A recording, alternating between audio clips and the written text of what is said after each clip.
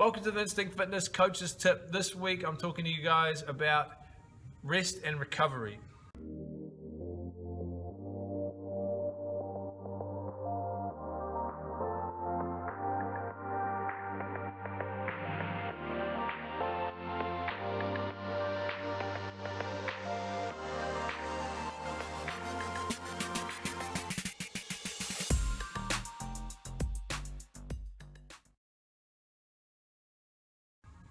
So the question that came in today was about how many rest days should I be taking a week, and do I need to be taking rest days? The answer to that question is pretty obvious. Yes, you should be taking rest days, and I would say most people want to take at least one rest day per week, maybe two, but generally you want to make sure that you're just recovering properly from your workouts and you're getting enough food and enough sleep. Stretching, foam rolling, get some protein in, and then at night getting 8 hours sleep. Those are just the basic things of recovering to make sure you can train more often.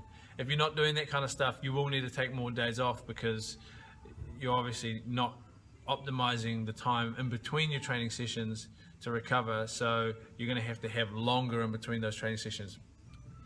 There are actually a couple ways you can test for overtraining in an athlete. So from a coach's point of view, for me, if I can't feel how the athlete's feeling, I can use these to tell me whether or not they should be pushing hard or if they need to pull back a little bit.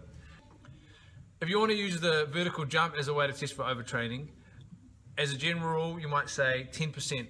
So if you take your vertical jump and subtract 10%, if you start to go below that or at that level, that would indicate that you overtrain a little bit. Another way to do it is heart rate variability.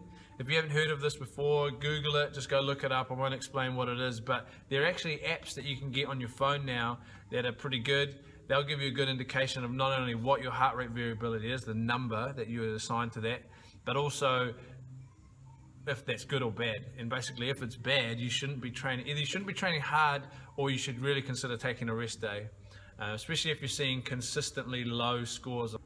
So there you go. There's some ways to look at recovery, making sure that you're doing the right things to recover between sessions. Having a rest day is really important, so make sure you're still doing that. I'm not saying don't take rest days. What I'm saying is recover better so you don't have to take so many rest days.